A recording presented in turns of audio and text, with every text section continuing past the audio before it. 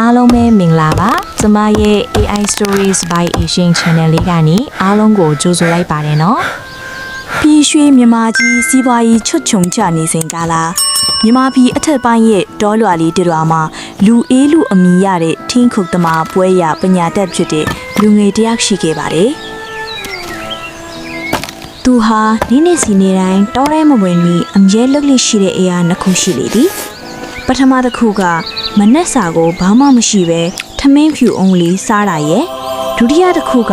ရွာထိပ်ကငကောင်းမဲ့တော်စီမှာချမ်းသာစေကြောင်းစုမွန်ကောင်းတောင်းတာတွေပဲဖြစ်ပါတယ်တရက်မှာတော့ထင်းခုတ်နေစဉ်မှာပဲတစ်ပင်ကွက်ကြားမှာတလက်လက်တောက်ပနေသောအရာတစ်ခုကိုတွေ့တာသူ့မျက်စိကိုပဲသူမှမယုံနိုင်ဖြစ်သွားလေတော့တယ်အဖက်ကြောင့်ဆိုတော့ထူးဆန်းသောရနံ့ရှိသောမဲနတ်မာကျောသောကြောက်တစ်လုံးကိုသူကတွေ့သွားခြင်းကြောင့်ဖြစ်ပါတယ်သူလည်းတံပိုးရှိကြောက်တစ်လုံးဖြစ်ရမည်ဟုတွေးပြီးထိုနေရာမှာပင်ရှားပုံတော်မင်းသားကြီးတချင်းနဲ့ကွင်းနီအောင်ကပါလေတော့သည်သူလည်းမဲလက်တောက်ပနေတဲ့ကြောက်ကိုယူကာရွာကိုပျော်ရွှင်စွာနဲ့အပြေးပြန်လာလေတော့သည်လူအေးကလည်းသူကချမ်းသာတော့မည်ဖြစ်ကြောင်းကြောက်ရောင်းပြီးပါကခုလိုပင်ပန်းနဲ့အလုံးမလုံးတော့ပဲမြမပြည်အနှံ့ဖျားဘူးမိအကြောင်းရွာသားတွေကြည်ရန်စမ်းရည်မိုးပွဲကိုငှားပေးမိအကြောင်းတရွာလုံးပတ်ကြွားနေလေတော့သည်ရွာသားတွေကလည်းအေရှမ်းအံ့ဩသူကအံ့ဩပျော်သူကပျော်နေလူအေးကြောက်ရွံပြီးပါက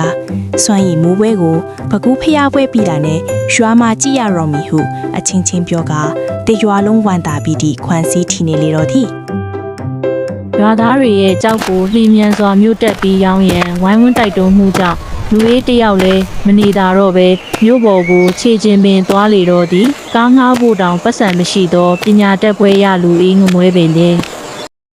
ဒီလိုနဲ့ငမွဲလူအေးလဲရတနာရောင်းဝယ်ရေးဆိုင်တဆိုင်တို့ဝင်ကရတနာကိုပြလိုက်တဲ့အခါမှာတော့ဆိုင်ရှင်ကိုတရုတ်ကလည်းတခါမှမမြင်ဘူးသောကြောက်မျိုးစားဖြစ်သောကြောင့်ဝင်းလက်တောက်ပနေသည်ကိုကြည့်ကအလွန်တရာအဖိုးတန်ပြီးကြောက်ဖြစ်ရမည်ဟုတွေးပြီးကျင်းထဲပြီးတရုတ်များရဲ့ထုံးစံအတိုင်းဈေးနေမည်လူတွေကဝမ်းသာကျေနပ်ဖင်ကြားညက်နေလေတော့သည်ဒီလိုနဲ့ကြောက်ကိုစစ်ဆေးရန်ခါရနဲ့ဖြက်လေတော့သည်ကြောက်သားကအပြင်ခွန်မာလွန်းသောကြောင့်လွယ်လွယ်နှင့်ဖြက်မရဒီလိုနဲ့လူအေးလဲသူကိုယ်တိုင်ကူညီပြီးဖြက်လေတော့သည်မကြမီမှာပဲပုတ်ဆိုတဲ့အတန်နဲ့အတူပြစ်ချွဲချွဲအရာရာများပေါက်ခက်ကနှစ်ယောက်သားရဲ့မျက်နှာပေါ်စင်ကုန်လေတော့သည်ဒီလိုထူးဆန်းတဲ့အရာကြောင့်သူတို့နှစ်ယောက်လည်းပြစ်ချွဲချွဲအရာကိုလက်နဲ့အသားတို့ကခေါင်းချင်းဆိုင်နှမ်းကြည့်လိုက်တဲ့အခါမှာတောထဲမှာမြောက်ချင်းနဲ့စင်ကြီးနဲ့များဖြစ်ကြောင်းသိခဲ့ရလေတော့တယ်အเจ้าမှာလက်စော်သောမြောက်များကစင်ကြီးပါထားသောချီးပုံများကိုယူပြီးမိမိတို့ချီးနှင့်ယောဂလုံးထားသောကြောင့်ဖြစ်လေတော့သည်ရာသီဥတုပူပြင်းမှုကြောင့်ချီးရဲ့အပြင်ခွန်များအစမတန်မှကြောသွားတော်လဲအတွင်းပိုင်းကမူလပါကတိပြောအေးပင်ရှိနေလေသောကြောင့်ဖြစ်လေသည်ဆိုင်ရှင်ကိုတရုတ်လဲခြင်းမထည့်ရတဲ့အပြင်မျက်နှာချီးတက်တုတ်ခံရသောကြောင့်လူအေးအားအပြင်းထန်မောင်းထုတ်လေတော့သည်